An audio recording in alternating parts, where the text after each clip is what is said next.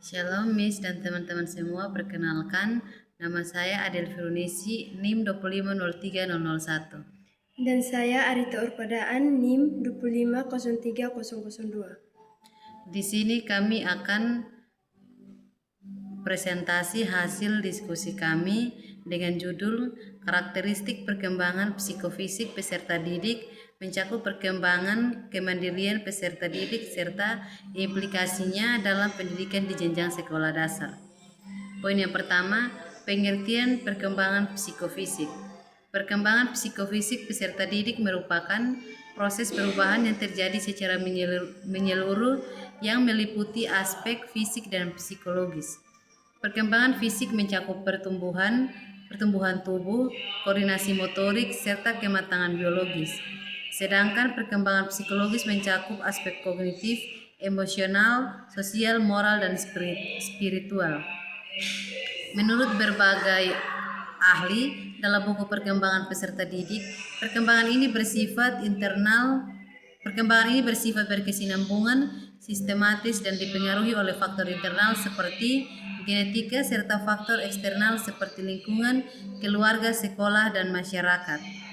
Yang berikut karakteristik perkembangan fisik SD. Pada jenjang sekolah dasar, peserta didik mengalami pertumbuhan fisik yang relatif stabil dibandingkan masa sebelumnya. Koordinasi motorik halus dan kasar berkembang pesat, memungkinkan anak melakukan aktivitas seperti menulis, menggambar, dan olahraga dengan lebih baik. Selain itu, kebutuhan akan aktivitas fisik meningkat sehingga pembelajar yang melibatkan gerak sangat dianjurkan. Guru perlu memahami bahwa setiap anak memiliki kecepatan perkembangan yang berbeda. Yang berikut adalah karakteristik perkembangan kognitif. Peserta didik SD berada pada tahap operasional konkret menuju teori Piaget. Pada tahap ini, anak mulai mampu berpikir logis tetapi masih terbatas pada hal-hal yang bersifat konkret. Mereka mulai memahami konsep sebab akibat, klasifikasi, dan konservasi. Namun kemampuan berpikir abstrak belum berkembang sepenuhnya sehingga pembelajaran harus menggunakan contoh nyata dan media konkret. Perkembangan emosional dan sosial. Perkembangan emosional anak SD ditandai dengan kemampuan mengontrol emosi yang mulai berkembang meskipun masih membutuhkan bimbingan. Secara sosial, anak mulai membangun hubungan dengan teman sebaya dan belajar bekerja sama, berbagi, serta memahami norma sosial. Lingkungan sekolah menjadi tempat penting dalam pembentukan keterampilan sosial tersebut. Yang berikut adalah perkembangan moral. Perkembangan moral peserta didik SD umumnya berada pada tahap moralitas heteronom dan mulai menuju autonom. Anak cenderung mematuhi aturan karena otoritas guru atau orang tua. Namun secara bertahap mulai memahami alasan di balik aturan tersebut. Mereka mulai mengembangkan konsep benar dan salah berdasarkan pengalaman dan interaksi sosial. Baik, yang berikut perkembangan religi. Perkembangan religi pada anak SD ditandai dengan mulai tumbuhnya kesadaran akan nilai-nilai keagamaan. Anak mulai memahami konsep dasar keimanan, ibadah, dan moralitas dalam agama yang dianut.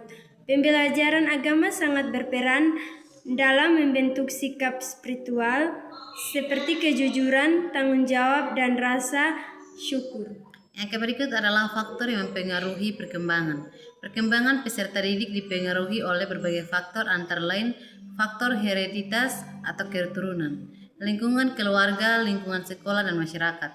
Selain itu, faktor budaya, ekonomi, dan teknologi juga berperan dalam membentuk perkembangan anak secara keseluruhan. Baik, yang berikutnya implikasi dalam pendidikan SD.